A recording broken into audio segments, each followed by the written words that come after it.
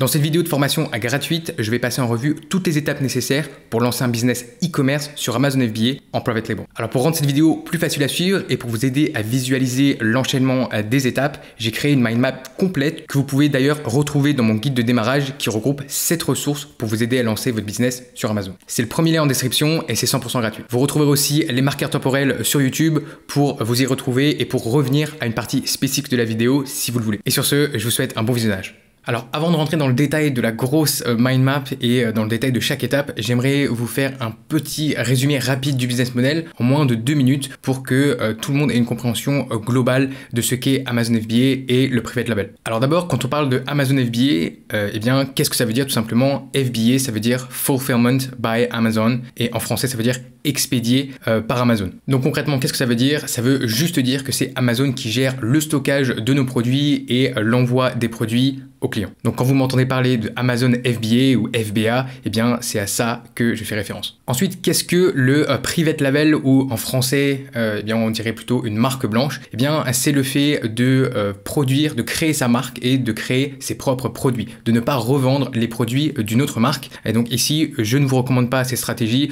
de vendre des produits eh bien d'une marque connue, que ce soit L'Oréal, Philips, ce genre de marque, pour essayer de les revendre et de faire un profit. C'est clairement pas un bon business model ou quelque chose que je vous recommande aujourd'hui. C'est vraiment pas idéal si vous voulez faire du profit.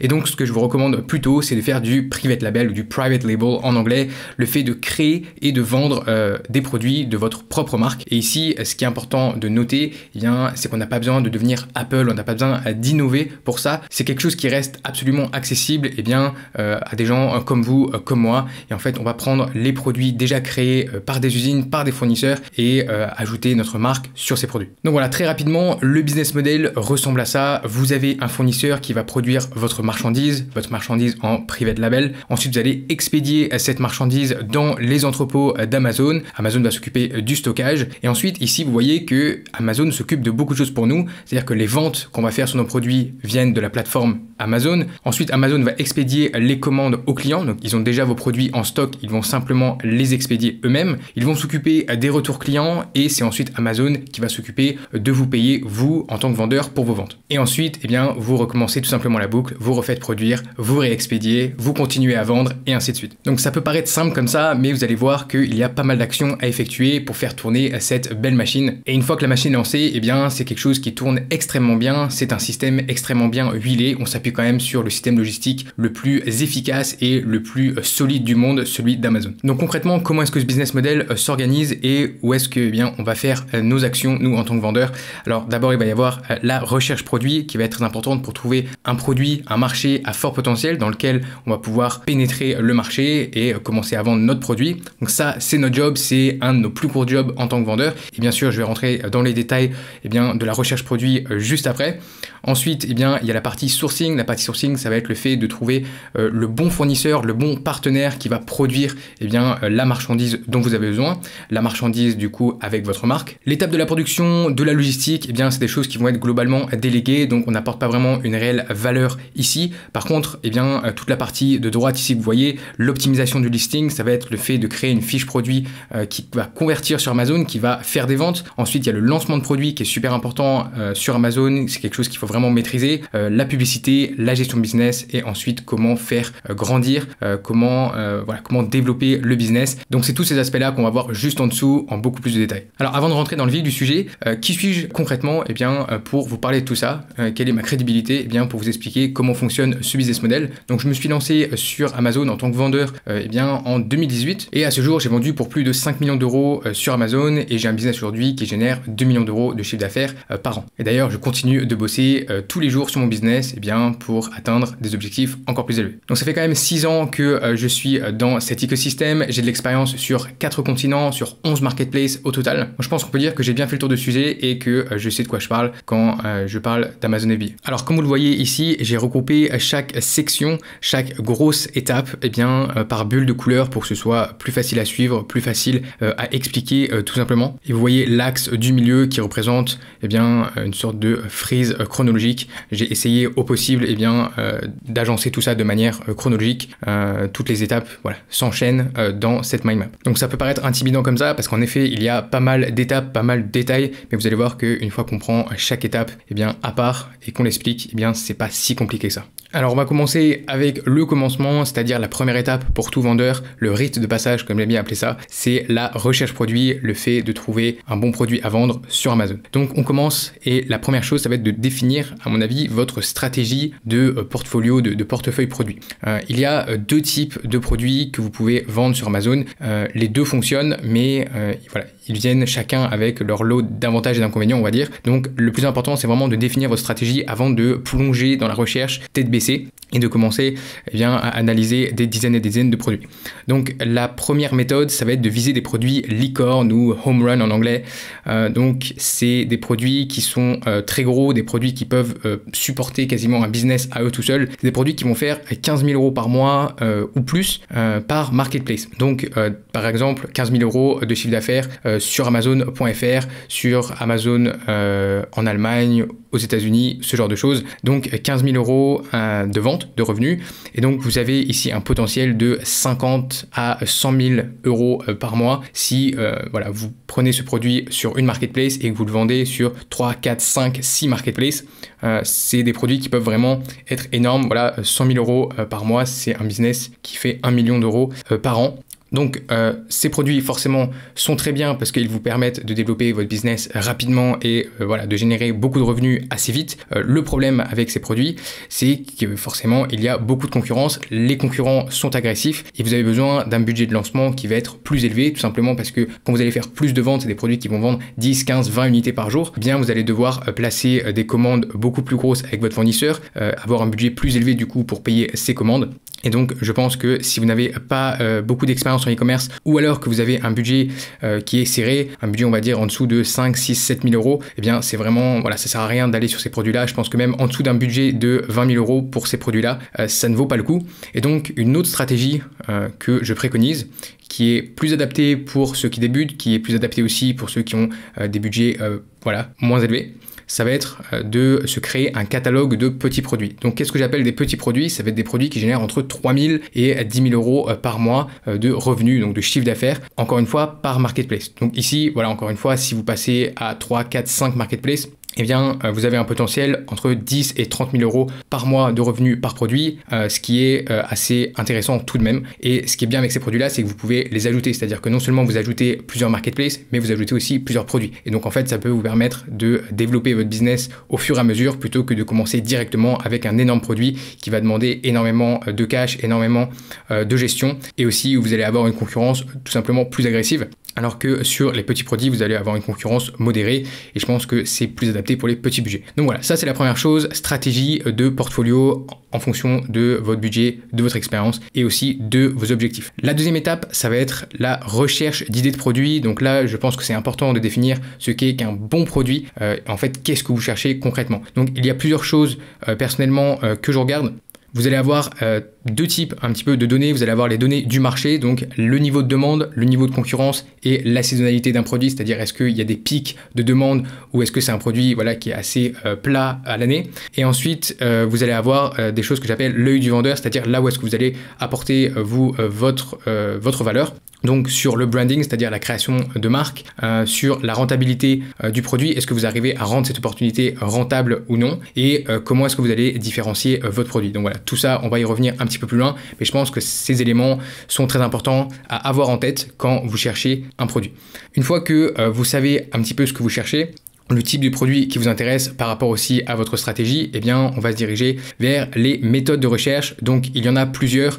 Ici, j'ai mis quelques exemples. Donc, utilisation de Blackbox ou du Product Database. Ça va être des outils que vous allez retrouver sur Helium 10, sur Jungle Scout. J'ai fait des vidéos là-dessus en détail où j'explique comment trouver des opportunités de produits avec ces outils. Donc, je vous mettrai tous les liens des vidéos que je mentionne ici dans la description de cette vidéo. Voilà, vous pourrez aller les voir juste après pour avoir des tutoriels beaucoup plus en profondeur, beaucoup plus détaillé sur les techniques de recherche produit par exemple. Il y a d'autres techniques, il va y avoir les techniques, vous allez faire des recherches dans le catalogue d'Amazon, vous allez chercher par meilleure vente. Voilà, il y a pas mal après c'est assez technique. Donc ici, il y a différentes méthodes de recherche, je vous conseille d'en utiliser plusieurs. Dans ma formation, je vous montre comment je fais mes recherches de produits concrètement et comme j'ai dit, j'ai des vidéos sur YouTube qui vous expliquent aussi comment faire. Et donc voilà, là vous allez utiliser des outils. La première étape, ça va être d'ajouter des filtres pour éviter en fait les produits qui ne sont simplement pas très intéressant. Donc on va filtrer par catégorie, par poids, par taille et par niveau de revenu avec justement les outils comme Helium 10 ou Jungle Scout. Et donc il y a des catégories qui vont être plus intéressantes pour faire du Amazon FBA en private label. Pareil, vous voulez pas forcément avoir des produits qui sont gigantesques en termes de poids ou de taille. Et puis pour les niveaux de revenus, eh bien on en revient encore une fois à la stratégie. Quelle stratégie vous voulez adopter. Donc une fois que vous avez vos méthodes de recherche, une fois que vous avez accès à vos outils et que vous allez un petit peu avoir accès au fait à la data d'Amazon, eh bien vous allez commencer à vous constituer une liste d'idées de produits. Et donc là, ce que j'aime bien faire, c'est faire une étude de marché poussée. Je pense que c'est extrêmement important de faire une analyse vraiment avancée de la demande et aussi évaluer le niveau de concurrence dans la niche. Parce que tous les produits ne sont pas bons à lancer, forcément. Il faut des produits qui vont avoir un certain niveau de demande. Il faut aussi en fait étudier la niche, pas juste un produit, mais étudier le marché globalement et en fait voir si vous pouvez apporter quelque chose, pénétrer le marché. Est-ce que la demande est suffisante? Est-ce que la concurrence n'est pas trop agressive? Est-ce que la concurrence n'est pas non plus trop élevée? Et donc avec ça, avec cette étude de marché, eh bien vous allez vous créer une shortlist. Donc encore une fois, ça j'ai fait plusieurs vidéos là-dessus et forcément dans la formation, eh bien je vais encore plus loin. Je vous donne vraiment plusieurs étapes. En fait, c'est un petit peu comme un système d'entonnoir avec des filtres, des critères et au fur et à mesure, en fait, vous avez votre liste d'idées de produits et vous allez éliminer des idées de produits pour avoir une shortlist, donc vraiment une liste beaucoup plus petite, beaucoup plus réduite d'opportunités qui, selon vous, valent le coup. Et ensuite, une fois que vous avez votre shortlist, on va passer à la validation de la niche. Donc ça, c'est extrêmement important et je pense que ça se base sur 3 piliers. Le premier, ça va être l'étude de rentabilité. Est-ce que ce produit peut être rentable? Donc ça, c'est vraiment ultra important. Et ensuite, on a le branding et la valeur ajoutée qu'on va retrouver justement dans la section branding. Et donc ça, on verra ça un petit peu après. Alors quand on dézoome un petit peu sur notre mind map, vous voyez que la recherche produit, c'est la première étape qu'on doit faire. En même temps que ça, j'ai mis ici une bulle qui s'appelle configuration. Donc là, ça va être un petit peu tout ce qui va se passer dans les coulisses de votre business pour que vous ayez un business opérationnel qui fonctionne. Donc quelque chose qui est très important à faire, ça va être d'ouvrir une structure légale, c'est-à-dire une entreprise pour votre business. Donc encore une fois, j'ai fait des vidéos là-dessus pour vous aider à choisir la bonne structure légale en fonction de votre profil, de votre situation, de vos objectifs. Donc je vous mettrai encore une fois tous les liens juste en dessous dans la description.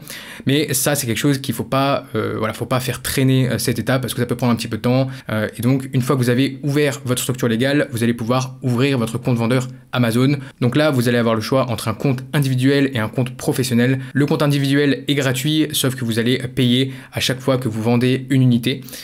Et le compte professionnel, il coûte 39,99 en hors taxe et il va vous permettre d'avoir accès à plus de fonctionnalités, de ne pas payer en plus pour chaque unité que vous allez vendre. Donc je vous recommande le compte professionnel et vous ne payerez pas, ou en tout cas vous pourrez vous faire rembourser votre adhésion au compte professionnel tant que vous ne vendez pas. Donc c'est à dire que vous pouvez l'ouvrir à cette étape de recherche produit, mais vous commencerez à payer vraiment qu'au moment où vous allez lancer votre produit sur Amazon. Donc vous voyez qu'ici, en même temps que vous êtes en train de faire votre recherche produit, on va dire sur la fin de votre recherche produit, quand vous avez votre shortlist justement et que vous êtes en train de valider la niche, vous voulez faire une étude de rentabilité, vous voulez faire une étude au niveau du branding, de la valeur ajoutée que vous voulez que vous voulez apporter justement à votre produit, à votre marché, avant de confirmer le produit. Et confirmer le produit, pour moi, ça veut dire vous passez commande en fait. Vous êtes vraiment sûr que vous voulez lancer ce produit. Et donc, en même temps que vous faites ça et que vous allez faire vos démarches un petit peu administratives, vos ouvertures de compte, ce genre de choses, il va falloir commencer l'étape du sourcing. Donc c'est ce que j'ai mis là.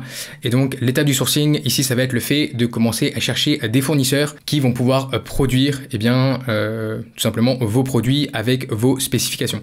Donc c'est très important. Pourquoi? Parce que ça va vous permettre de faire une étude de rentabilité et de déterminer ce que vous pouvez faire au niveau du branding, c'est-à-dire au niveau de l'image de marque que vous allez apporter et au niveau de la valeur ajoutée, de l'amélioration et de la personnalisation de votre produit. Donc là, vous pouvez le voir, il y a plusieurs sections qui se mélangent. On fait un petit peu de recherche produit, on fait un petit peu de sourcing et en même temps, on fait du branding. Donc c'est pas un bloc à la fois, c'est un petit peu tout avance en même temps. Donc ce qui est important ici, voilà, je pense que c'est important d'en parler maintenant, ça va être de penser à la création de l'image de marque, c'est-à-dire au positionnement que vous voulez avoir dans le marché, voilà, quel type de client vous voulez cibler, à quel type de public vous voulez plaire en fait tout simplement, et comment est-ce que vous voulez vous positionner par rapport aux autres concurrents dans la niche. Donc voilà, la création du branding, c'est très important à ce moment-là, au moment où vous imaginez un petit peu, au moment où vous êtes en train de valider la niche, eh bien vous vous dites ok, ce produit a l'air très intéressant, ce marché a l'air intéressant, mais comment est-ce que je vais me positionner? Et donc c'est le bon moment pour commencer à réfléchir eh bien, à votre image de marque et aussi aux améliorations et aux personnalisations que vous voulez apporter au produit. Encore une fois, c'est très important de vous différencier par rapport aux autres concurrents. Je ne recommande pas du tout eh bien, d'aller lancer des produits qui existent déjà sur Amazon juste en y mettant votre marque, c'est-à-dire voilà, vous collez votre logo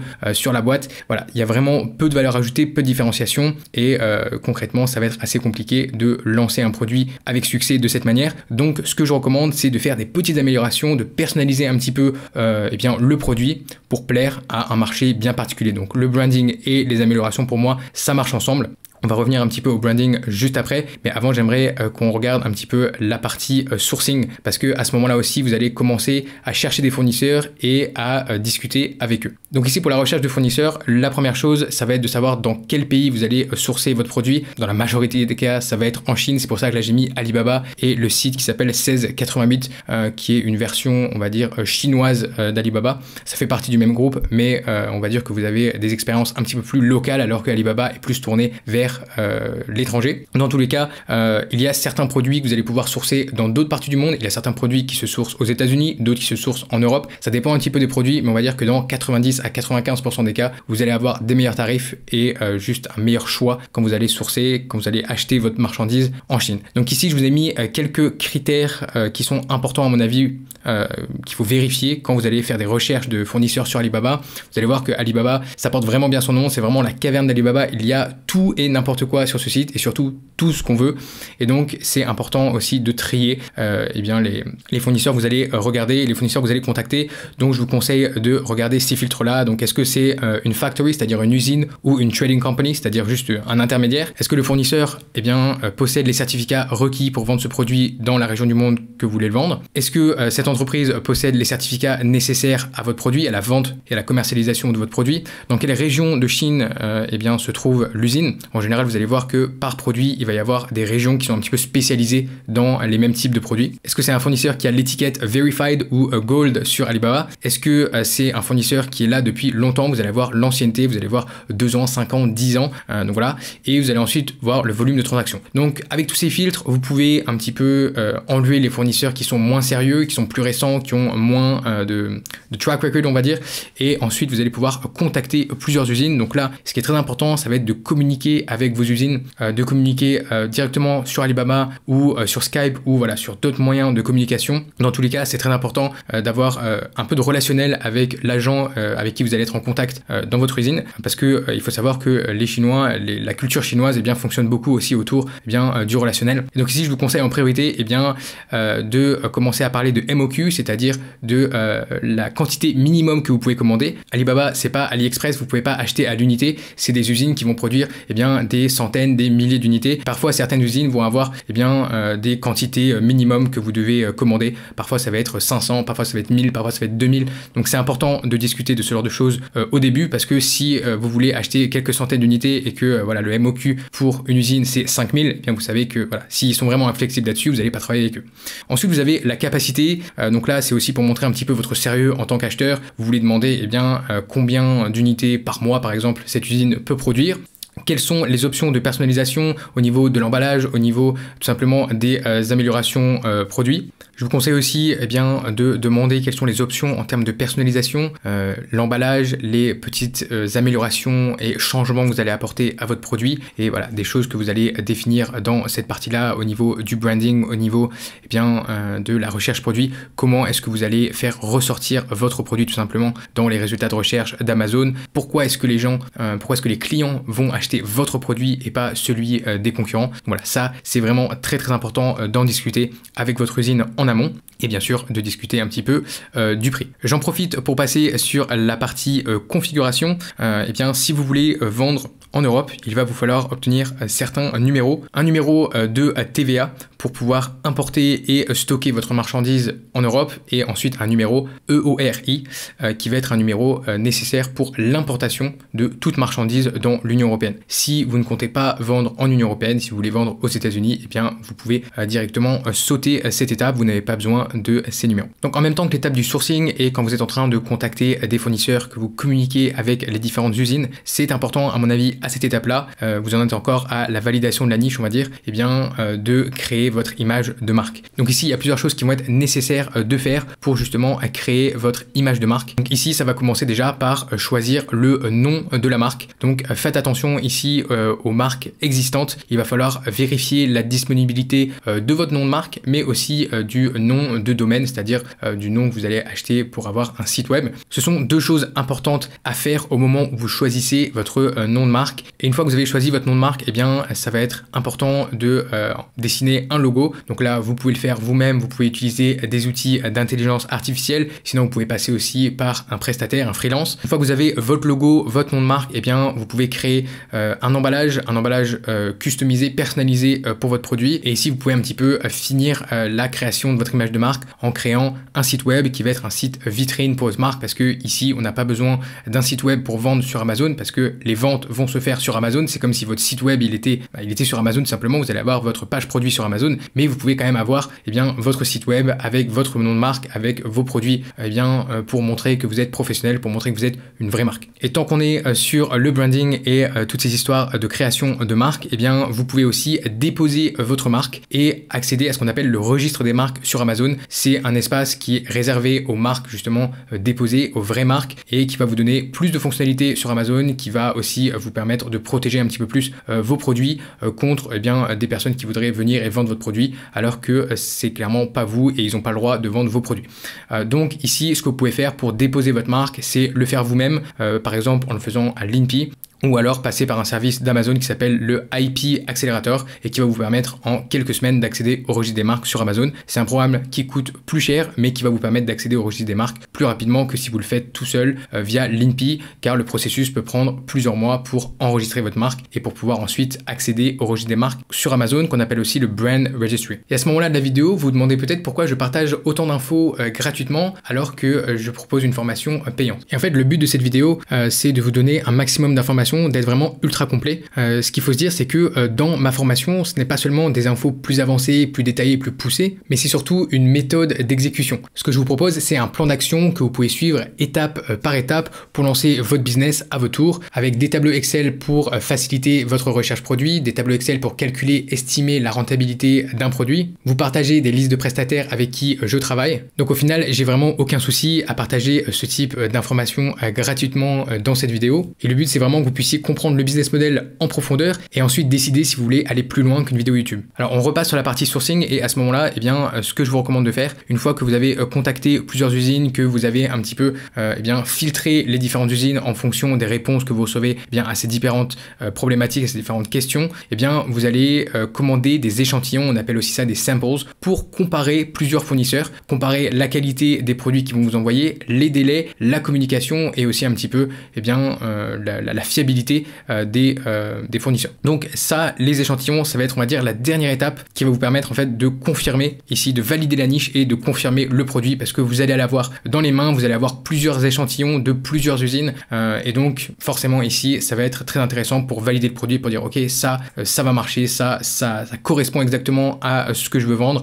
Et donc à ce moment-là, ce que vous allez faire, vous êtes dans un processus, vous êtes en train de finir votre création de marque, on va dire, et à ce moment-là, vous allez engager les négociations avec un fournisseur, le fournisseur que vous aurez choisi. Et donc là, il va y avoir deux types de négociations. Il va y avoir la négociation sur tout ce qui a trait au produit, donc les ajustements sur le produit, donc amélioration, personnalisation, branding, ce genre de choses.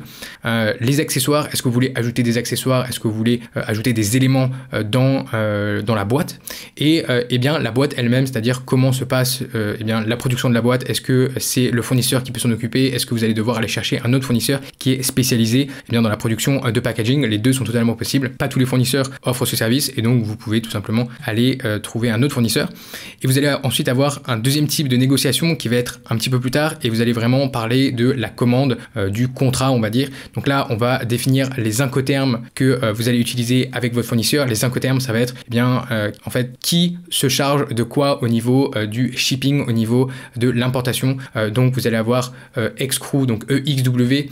Vous allez avoir voilà, tout un tas de différents incoterms où en fait il y a des fournisseurs qui vont vous proposer un service. Voilà, vous allez récupérer votre marchandise sur le sol de l'usine, sur le devant de la porte, et d'autres fournisseurs vont vous proposer des services plus complets avec le shipping inclus. C'est pas forcément ce que je vous recommande, même si ça peut être une facilité sur une première commande, mais dans tous les cas c'est mieux de pouvoir négocier le shipping avec un partenaire, avec un prestataire spécialisé. Vous allez sans doute avoir des meilleurs tarifs et vous allez avoir un petit peu plus de contrôle là-dessus. C'est aussi le moment où vous allez discuter de la quantité de la première commande, des termes de paiement et du prix, concrètement du prix par unité, du prix pour les différentes choses que vous demandez au fournisseur. Et donc sur cette base, une fois que vous avez reçu les échantillons, une fois que vous avez plus d'informations, à ce stade-là, vous avez peut-être encore 2 ou 3 fournisseurs en lice, vous allez choisir votre fournisseur qui avait le meilleur échantillon et qui vous propose le meilleur deal, on va dire, sur tous ces paramètres-là. Et donc une fois que vous avez choisi le fournisseur, vous allez pouvoir placer votre première commande. 2 choses ici. La première, ça va être de calculer le nombre d'unités dont vous avez réellement besoin. Il va y avoir 2 choses qui vont, on va dire, affecter le nombre d'unités que vous voulez commander. D'abord, la demande dans la niche. Vous voulez commander assez d'unités pour avoir de quoi vendre, tout simplement, et pour pas être en rupture de stock après une semaine ou 2 semaines si votre lancement se passe bien. Et vous avez aussi forcément vos limites de budget et le risque, on va dire, que vous voulez prendre. Donc ici, il s'agit de trouver le bon entre-deux, le bon équilibre, on va dire, pour avoir le nombre d'unités qui va aussi être accepté par le fournisseur. Donc voilà, c'est 3 paramètres qui vont ici influencer le nombre d'unités que vous allez commander. Ensuite, vous avez ici le paiement de la compte, tout simplement. Donc en général, ça va être 30% à la commande. Vous allez payer avant la production. La production va se lancer et ensuite, une fois que la production sera finie, vous allez payer le reste, c'est-à-dire 70% donc avant l'expédition. Ça, c'est les termes de paiement que vous allez négocier ici avec le fournisseur. Mais en général, quand c'est la première fois que vous travaillez avec un fournisseur, vous allez avoir des termes de paiement classiques qui sont de 30% à la commande et 70% après la production. Après ça, vous allez rédiger un contrat et vous allez tout simplement payer votre fournisseur. Donc vous pouvez payer, vous avez différentes manières de payer. Vous pouvez payer par virement bancaire, mais c'est le plus risqué parce que vous avez vraiment aucune assurance. Vous pouvez payer par PayPal et sinon vous pouvez aussi payer directement sur Alibaba via un service qui s'appelle Alibaba Trade Assurance qui vous protège un petit peu plus que PayPal ou évidemment le virement bancaire. J'ai fait une vidéo là-dessus encore une fois, donc je vous conseille d'aller la voir si vous voulez plus de détails là-dessus. Mais dans tous les cas, à ce moment-là, les choses sérieuses commencent. Vous avez lancé la production et donc ici, ce qui va se passer, c'est que vous allez attendre. Alors ça va dépendre des produits, mais entre 3 à 6 semaines en général pour que la production soit terminée. Et pendant cette production, vous n'allez pas vous rouler les pouces. Vous avez pas mal de choses à faire. Donc on va retourner ici dans la partie configuration. Et donc ici, à ce moment-là, ce que je vous conseille de faire pendant que vous êtes en train de sourcer votre produit, pendant que la production est en marche, ça va être d'acheter vos codes barres sur GS1. Donc il va vous falloir des codes barres pour ajouter le produit au catalogue d'Amazon. Donc ce que je vous conseille, c'est de le faire directement sur le site de GS1. C'est ce qui est demandé par Amazon. Et GS1 est simplement le seul prestataire, le seul organisme qui peut générer des codes barres officiels et nouveaux qui n'ont pas été réutilisés par d'autres personnes. Donc GS1, ils ont le monopole là-dessus. Donc voilà. Donc il faudra acheter votre code barre et ensuite, une fois que vous avez votre code barre, vous allez pouvoir créer votre listing, c'est-à-dire ajouter votre produit au catalogue d'Amazon et créer un listing temporaire, c'est-à-dire au moins créer en fait le produit dans la base de données, dans le catalogue d'Amazon pour ensuite pouvoir faire toutes les autres étapes, c'est-à-dire envoyer l'expédition. Et en fait, c'est à ce moment-là que vous indiquez à Amazon que vous voulez vendre tel produit sur la plateforme. Une fois que vous aurez créé votre listing temporaire, ce que vous allez pouvoir faire, c'est générer des étiquettes qu'on appelle FN SKU, donc ça va être des codes barres qui sont propres à l'univers d'Amazon et que vous allez coller sur vos emballages, sur l'extérieur de chacune de vos unités. Et donc vous allez coller ce FNSKU et c'est ce qui va permettre à Amazon de réceptionner vos unités, de comprendre que voilà, telle boîte correspond à tel produit dans leur catalogue et c'est ensuite grâce à ça qu'Amazon va pouvoir gérer votre stock, gérer la logistique de vos produits. On retourne sur la partie sourcing et donc la production arrive à son terme. Ce que je vous conseille de faire à la fin de la production, c'est de faire un contrôle qualité, tout simplement pour inspecter la marchandise et vous assurer que tout a été respecté, que toutes les spécifications ont été respectées et que surtout la qualité est là, c'est-à-dire que vous avez des produits qui fonctionnent, des produits qui sont pas cassés, qui sont bien emballés, il y a tout dans les boîtes, bref, vous pouvez pouvez faire une inspection. Alors ce que je vous recommande ici, ça va être de passer par une entreprise intermédiaire, une entreprise tierce qui n'a rien à voir avec votre fournisseur. Ne laissez pas votre fournisseur faire sa propre inspection, forcément ça n'a pas de sens. Et donc il y a deux choses que vous pouvez faire, soit vous pouvez faire une inspection totale, donc vous allez inspecter 100% des unités. Alors ça peut être intéressant de le faire sur une première commande, la première fois que vous travaillez avec un fournisseur, mais forcément au plus d'unités vous allez inspecter, au plus l'inspection sera chère. Donc ce que vous pouvez faire aussi, c'est faire une inspection en partiel. Donc voilà, ça peut être entre 10%, 20% des unités. Je vous recommande quand même un petit peu plus sur la première commande, peut-être 30-40% des unités. Ça sera moins cher que 100% des unités, mais vous aurez quand même un petit peu plus d'assurance que si vous faites seulement 10% des unités, ça peut être très très peu. Après, ça dépend de combien d'unités vous avez sur la première commande. Si vous avez que quelques centaines d'unités, eh bien, ça peut être OK de faire vraiment inspecter beaucoup d'unités, 50, 60, 80%. Mais si vous avez, voilà, 2000, 3000 unités, ça commence à faire très, très cher. Donc, ce que vous allez recevoir après ça, ça va être un rapport d'inspection. Vérifiez-le, lisez-le de manière vraiment assidue. Et là, vous allez avoir deux options. Soit l'inspection, elle est passée. Et donc, il n'y a aucun problème. Et à ce moment-là, vous allez pouvoir payer, eh bien, les 70% restants, encore une fois, via Alibaba Trade Assurance ou via PayPal. Donc ça, c'est dans le bon cas de figure, et on va dire que c'est vraiment l'immense majorité des cas. Si vous avez fait un bon job au niveau du choix du fournisseur, que vous avez vérifié la fiabilité et la qualité des produits avec un échantillon, normalement, à ce niveau-là, il n'y a pas de mauvaise surprise. Mais on ne sait jamais, et si jamais l'inspection ne passe pas, il y a un taux trop important d'unités qui sont défectueuses ou de problèmes majeurs avec votre marchandise, ce que vous pouvez faire avant d'annuler la commande, parce que ce que vous allez avoir, c'est justement une assurance avec Alibaba Trade Assurance. Si jamais la commande elle est totalement défectueuse, vous allez vous faire rembourser. Ce que vous pouvez faire, c'est une deuxième inspection, peut-être plus poussée, avec une deuxième entreprise, peut-être inspecter cette fois-ci la totalité des marchandises et voir un petit peu comment arranger ça avec le fournisseur, parce que forcément c'est pas acceptable si vous commandez des unités et il y en a 20-30% qui sont défectueuses. C'est clairement pas possible de faire du business avec des partenaires comme ça. Mais comme je dis, dans la majorité des cas, dans l'immense majorité des cas, et heureusement, l'inspection se passe bien et vous pouvez simplement continuer avec le paiement et ensuite l'organisation de la logistique. Alors justement, c'est ce qui nous amène à la partie du shipping. Donc là, vous allez avoir plusieurs choses à faire. La première, ça va être de déterminer quel type de fret vous souhaitez utiliser. Vous avez trois types de fret. 4 que vous pouvez utiliser.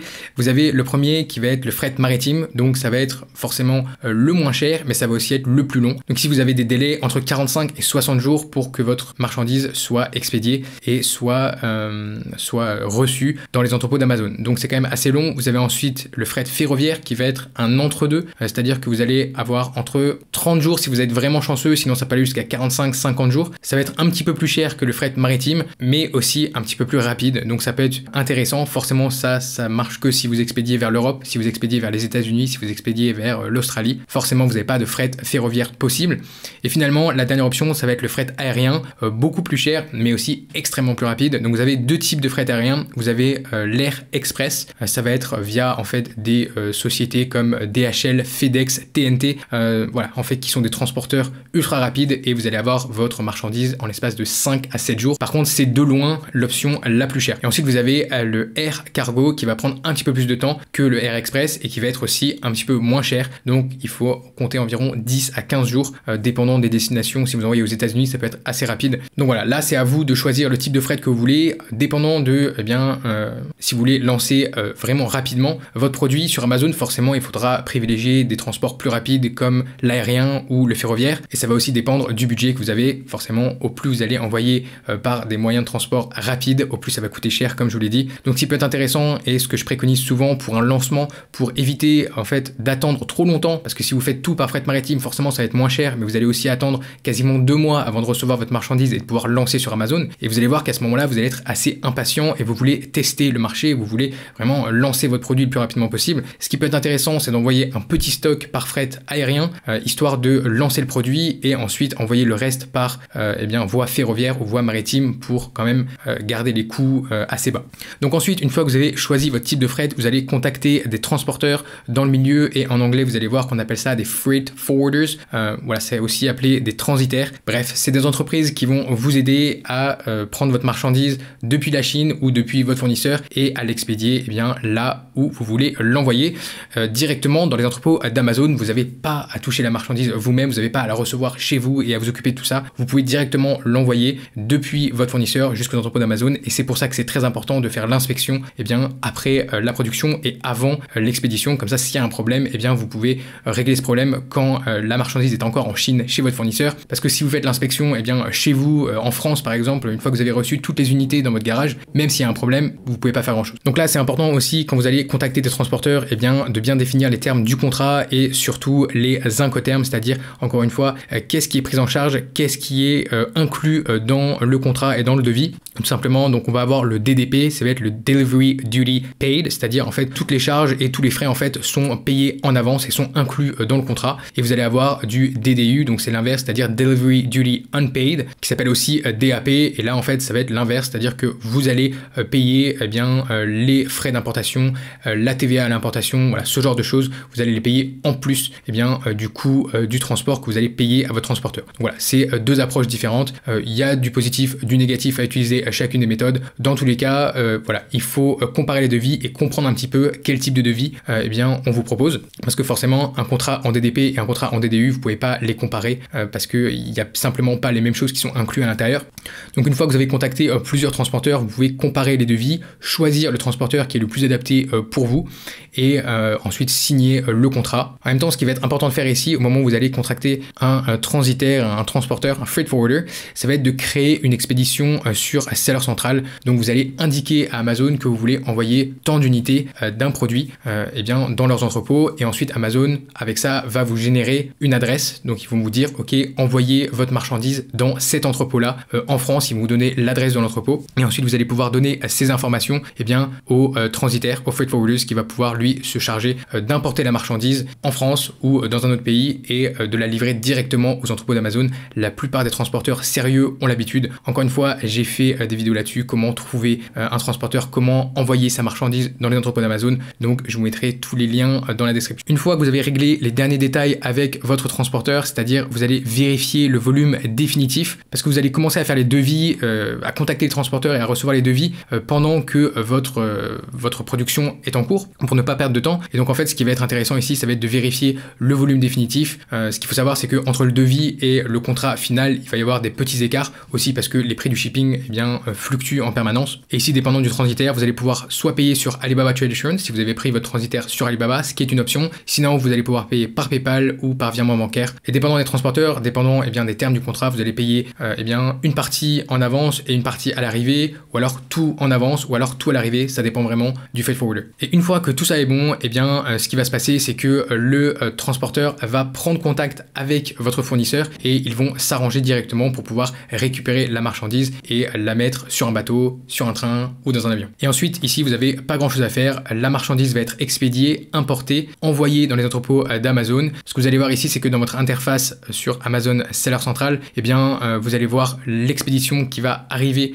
dans votre compte. Il peut y avoir un délai de quelques jours entre le moment où l'expédition arrive et le moment où vous avez les unités qui sont en stock. Mais voilà, après quelques jours, normalement, vous avez vos unités qui sont en stock et qui sont prêtes à être vendues sur Amazon. Donc encore une fois, pendant l'expédition de la marchandise, c'est pas un moment pendant lequel on va rien faire. On va s'intéresser à la partie optimisation du listing, histoire que tout ça après, quand les unités arrivent dans les entrepôts d'Amazon et que vous soyez directement prêt à vendre. Donc l'optimisation du listing, ça va passer par plusieurs choses. Voilà, vous avez en gros deux éléments, les images et le copywriting. Donc les images, ça va être très important d'avoir des images vendeuses, des images qui vraiment mettent en valeur votre produit, qui vendent votre produit. Donc dans la formation, je vous montre comment utiliser des outils d'intelligence artificielle, comment utiliser des freelances, comment vraiment avoir des images vraiment ultra optimisées qui vont vous permettre d'avoir des taux de conversion élevés. Et ensuite, vous avez le copywriting, donc c'est-à-dire l'écriture des textes texte comme le titre, les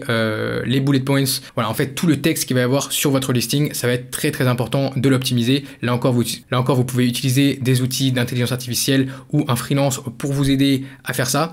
Et ce qui est important aussi ici, c'est que le copywriting, il doit être optimisé sur deux aspects. L'aspect, on va dire humain, c'est-à-dire pour vendre le produit, pour convertir les visiteurs en acheteurs, mais aussi sur l'aspect SEO, c'est-à-dire l'aspect mots-clés sur Amazon. C'est en utilisant les mots-clés et en fait le texte qui va être dans votre listing que Amazon va reconnaître que votre produit doit être ranké, doit être indexé sur tel ou tel mot-clé. Donc c'est très important de faire un travail de recherche et d'analyse de mots-clés avec des outils, encore une fois, comme Helium 10, j'utilise Cerebro et Magnet voilà, pour faire mes recherches de mots-clés, pour faire mes analyses de mots-clés, pour savoir sur quels mots-clés je veux me placer et pour inclure tous ces mots-clés dans mon copywriting sur mon listing sur Amazon.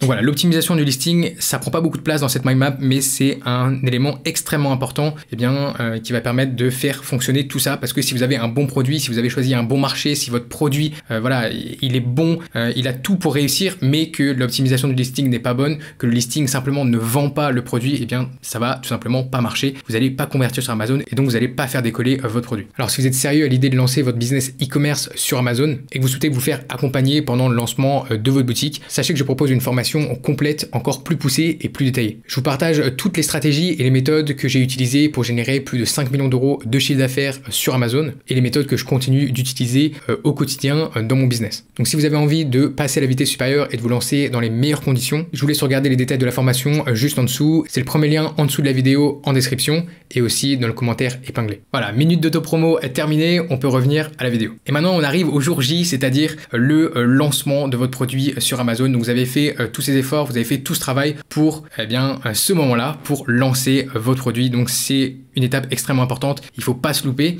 Et donc ce que je vous conseille, c'est d'abord de réfléchir à votre stratégie de lancement. Donc là, il va y avoir plusieurs choses. La première chose, ça va être au niveau du pricing. Comment est-ce que vous voulez, quel prix vous voulez mettre, quel prix vous voulez avoir au moment où vous lancez votre produit sur Amazon. Forcément, ici, vous allez avoir deux types de prix. Vous allez avoir votre prix cible, le prix auquel vous voulez vendre votre produit sur le long terme, le prix auquel vous allez être rentable.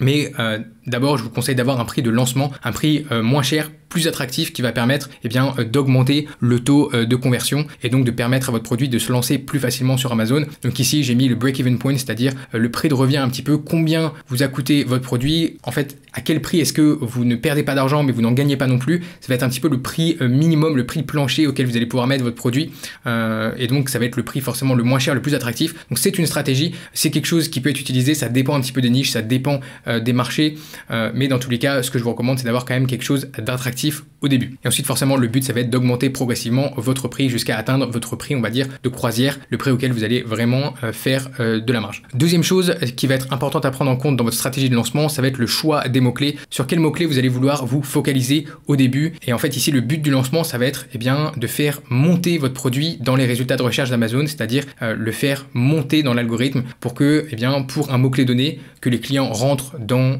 le site d'Amazon, votre produit ressorte dans les 4, les 8 premiers produits qui récupèrent la plupart des clics et la plupart des ventes. Donc c'est vraiment ça qui est très important. Et donc ici, plus vous avez un budget important, plus vous allez pouvoir cibler des gros mots-clés. Et si vous avez un budget plus restreint, vous allez essayer d'aller sur des mots-clés moins compétitifs avec un petit peu moins de volume, mais des mots-clés sur lesquels vous allez pouvoir ranker plus facilement et à moindre coût. Un autre élément ultra important du lancement, ça va être l'obtention d'avis clients, de reviews. Les reviews, les avis clients, c'est ce qui va vous donner la preuve sociale et c'est ce qui va donner la confiance aux clients d'acheter votre produit parce que d'autres personnes ont laissé un avis positif forcément. Et donc la preuve sociale, les avis clients vont permettre d'augmenter le taux de conversion, ce qui est vraiment ce qu'on veut faire pendant le lancement parce que un meilleur taux de conversion égale plus de ventes qui est égal à un meilleur classement, un meilleur ranking sur Amazon. Donc c'est vraiment la mission pour le lancement et donc forcément il va falloir obtenir vos premiers avis clients. Je rentre plus en détail dans ma formation sur les différentes méthodes que j'utilise, mais ce que je vous conseille, c'est d'utiliser le programme Vine. Pour la grande majorité des produits, ça vaut largement le coup. C'est un programme qui a été mis en place par Amazon et qui va permettre à certains acheteurs, qui sont appelés des testeurs, justement de recevoir votre produit gratuitement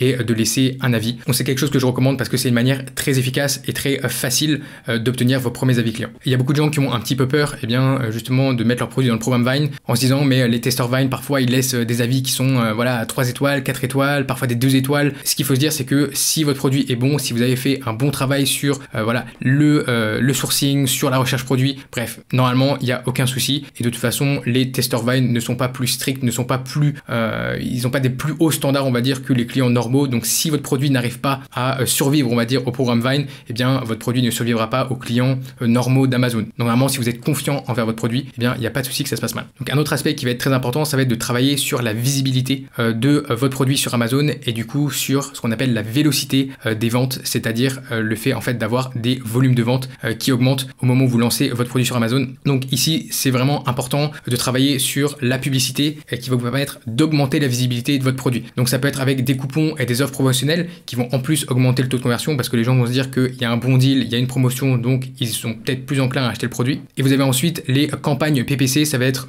les campagnes publicitaires directement sur Amazon où je vous conseille d'avoir des enchères assez agressives, une stratégie assez agressive dans un but de visibilité. On n'est pas en train de chercher la rentabilité au début, on est en train de chercher la visibilité pour exposer votre produit bien, à un maximum de clients.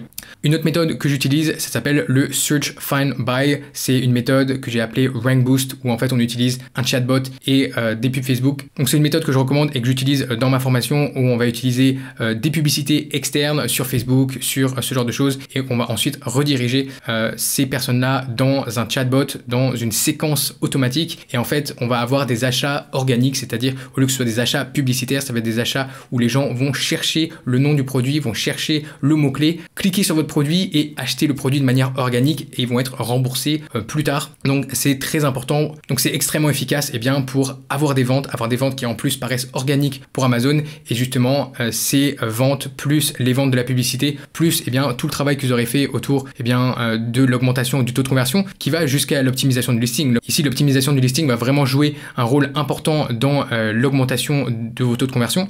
Mais il faut aussi de la visibilité, sinon vous pouvez avoir les meilleurs taux de conversion du monde. Si personne voit votre produit, personne ne va l'acheter. Et vous voulez aussi avoir des achats qui vont vous permettre d'avoir cette vélocité des ventes. Et une fois que vous avez tout ça ensemble, vous allez ranker votre produit. Le but, c'est de ranker votre produit sur la première page sur Amazon, même dans les tops des résultats de recherche pour les mots-clés que vous avez ciblés. Et une fois que vous avez fait ça, une fois que vous avez atteint ces rankings-là, vous avez réussi votre mission, vous avez lancé votre produit, vous avez des avis clients et vous avez de la visibilité organique sur Amazon. Donc ce qui se passe après ça, c'est incroyable, c'est-à-dire que vous faites des ventes organiques de manière quotidienne, c'est-à-dire que c'est des ventes qui sont sans publicité, c'est des ventes qui, voilà, c'est des clients qui viennent sur Amazon, qui cherchent un mot-clé, qui cherchent un produit, qui voient votre produit, qui cliquent dessus et qui l'achètent. Donc là, vous avez vraiment réussi votre mission et à ce moment-là, ce que vous pouvez faire aussi, c'est confirmer votre produit quand vous commencez à avoir les premiers avis clients, on va dire, réels, hors programme Vine, hors réseau personnel et autres stratégies que vous aurez utilisées pendant votre lancement. Vous allez pouvoir confirmer votre produit, confirmer que le produit plaît au marché, confirmer que le produit plaît aux clients, que vous avez des clients qui sont satisfaits. Et donc au moment où vous confirmez votre produit, vous allez faire deux choses. La première, ça va être, vous allez transitionner d'une phase de lancement à une phase plutôt de gestion et de croisière, on va dire. Et au niveau du produit, vous allez confirmer votre produit et vous allez pouvoir placer votre deuxième commande sereinement avec votre fournisseur. Alors une fois que votre lancement est terminé, une fois que votre lancement est réussi, vous allez passer dans la partie gestion d'abord et puis ensuite scaling, c'est-à-dire développement de votre business. Donc d'abord la partie gestion, ce que vous allez faire tout d'abord, c'est gérer votre premier produit. Donc le plus important, ça va être de se focaliser sur la rentabilité de votre produit, évidemment en essayant tout de même de stabiliser votre ranking. Le but, c'est pas de monter vos prix en flèche, d'arrêter toute la publicité et au final de dégringoler dans l'algorithme. C'est pas ça qu'on veut. Il faut faire ça de manière progressive. Mais dans tous les cas, c'est quand même très important de se focaliser sur la rentabilité de votre produit, de votre business tout simplement, et aussi sur le cash flow, c'est-à-dire les flux de trésorerie. Donc au niveau de la gestion du produit, qu'est-ce que vous avez à faire concrètement? Il y a 4 choses que vous devez faire de manière un petit peu permanente. La première, c'est garder un œil sur vos rankings. Donc pour ça, j'utilise un outil qui s'appelle Keyword Tracker, qui fait partie de la suite d'outils Helium 10. Ça va vous permettre en fait de voir l'évolution de votre classement pour chacun des mots-clés que vous ciblez. Donc ça, c'est extrêmement important. Ensuite, vous avez les reviews. Donc ce qui va être très important, c'est de récupérer des reviews. C'est pas juste pendant le lancement qu'on veut récupérer des reviews, c'est vraiment toute la vie du produit. On va essayer d'optimiser l'obtention d'avis clients. Donc là, j'utilise un outil qui s'appelle Follow Up. Encore une fois, ça fait partie de Helium 10. Et puis ensuite, vous avez deux autres choses qui sont vraiment de la gestion pure et dure, ça va être le service client et le PPC. Donc le PPC, comme on a vu, c'est l'interface publicitaire d'Amazon qui va vous permettre de rester visible sur certains mots-clés, d'augmenter tout simplement les ventes de votre produit. Donc là, ce qu'il faut savoir, c'est que le service client et le PPC, c'est des choses qu'il est possible de déléguer à des agences, à des prestataires, à des freelances. Donc ça, c'est un petit peu pour la gestion quotidienne et pour être sûr que votre produit se maintient non seulement sur Amazon, dans l'algorithme d'Amazon, mais aussi que les ventes sont là et que tout simplement votre produit tourne bien. Donc comme je l'ai dit, à ce niveau-là, vous allez vous focaliser sur la rentabilité et le cash flow dans le but de réinvestir les profits. Les profits que vous allez générer grâce à votre premier produit, vous allez pouvoir les utiliser pour scaler, c'est-à-dire pour développer votre business, votre boutique. Donc vous avez plusieurs façons pour développer ça, pour développer votre boutique. La première, ça va être de vous étendre sur de nouvelles marketplaces. Donc comme je vous le disais au tout début, dans votre stratégie de portfolio, que vous soyez sur un produit type licorne ou un petit produit, dans tous les cas, si vous avez lancé un produit avec un certain potentiel sur une marketplace, on va dire 4-5 000 euros par mois, vous pouvez sans doute doubler, tripler, quadrupler votre business, tout simplement en développant et en lançant votre produit sur de nouvelles marketplaces Amazon. Et donc ici, c'est exactement ce que vous voulez faire, expansion sur de nouvelles marketplaces. Donc vous avez plusieurs possibilités. Si vous vendez en Europe, vous pouvez par exemple faire le programme pan-européen. Sinon, vous pouvez aller vendre dans d'autres marketplaces comme les États-Unis, l'Australie, le Canada, le Mexique. Bref, il y a vraiment beaucoup de marketplaces que vous pouvez explorer. Mais ce qu'il faut savoir, c'est que vous avez déjà fait le plus gros du travail, c'est-à-dire vous avez déjà trouvé le produit, sourcé le produit, développé le listing. Bref, vous n'avez plus qu'à prendre ça, le copier et le coller sur une autre marketplace pour augmenter vos ventes. Donc si vous voulez faire ça, dans la partie configuration, vous allez devoir faire plusieurs choses. Déjà, il va falloir lister votre produit sur des nouvelles marketplaces, sur des marketplaces internationales. Il va falloir traduire les fiches produits, optimiser les listings au niveau international. Donc voilà, ça c'est quelque chose qu'il faut faire si vous voulez vendre votre produit justement à l'international. Et dépendant aussi du programme que vous allez choisir, dépendant un petit peu de où est-ce que vous allez vendre vos produits, où est-ce que vous allez stocker vos produits, il va aussi falloir faire des choses au niveau des obtentions de numéros de TVA et ce genre de choses. La deuxième façon, de scaler votre business, ça va être d'ajouter de nouvelles variations à votre produit. Ça peut être des variations de taille, de couleur, de saveur, de motifs, bref, d'ajouter un petit peu plus de choix. C'est quelque chose qui peut être pertinent pour certains produits et qui peut ajouter de la valeur aux clients et qui peut vous permettre d'augmenter vos ventes. Et finalement, la troisième façon, ça va être de lancer tout simplement un deuxième produit. Donc vous repartez à la recherche produit et vous allez lancer un nouveau produit. Donc ça peut être dans la même niche et vous pouvez garder du coup la même marque pour développer votre catalogue de produits dans cette niche et sous cette marque, mais c'est pas obligatoire. Vous pouvez aussi trouver une autre opportunité de produit dans une nouvelle niche et du coup repartir sur le processus, créer une nouvelle marque. Vous verrez que la deuxième fois ça ira beaucoup plus vite que la première, vous serez habitué et donc vous allez pouvoir développer votre business là-dedans, réinvestir vos profits pour justement scaler. Alors si vous êtes sérieux et motivé à l'idée de lancer votre business sur Amazon FBA et que vous souhaitez être accompagné pendant le lancement de votre boutique, je propose une formation complète dans laquelle je vous enseigne toutes les méthodes et stratégies que j'utilise au quotidien dans mon business pour générer plus de 2 millions de chiffre d'affaires par an sur Amazon. Je vous laisse consulter les détails du programme que vous retrouverez juste en dessous en description. J'espère que vous avez apprécié cette longue vidéo et qu'elle vous aura été utile pour comprendre comment fonctionne ce business model. Comme toujours, si vous avez des questions, des commentaires, n'hésitez pas à les mettre juste en dessous dans la section commentaires. Je prends le temps de lire et de répondre à tous vos commentaires. N'oubliez pas de vous abonner à la chaîne et d'activer les notifications pour être prévenu quand je publie une nouvelle vidéo sur comment lancer et gérer votre business Amazon FBA. Et sur ce, je vous dis à très vite pour une nouvelle vidéo sur Liberté Digitale.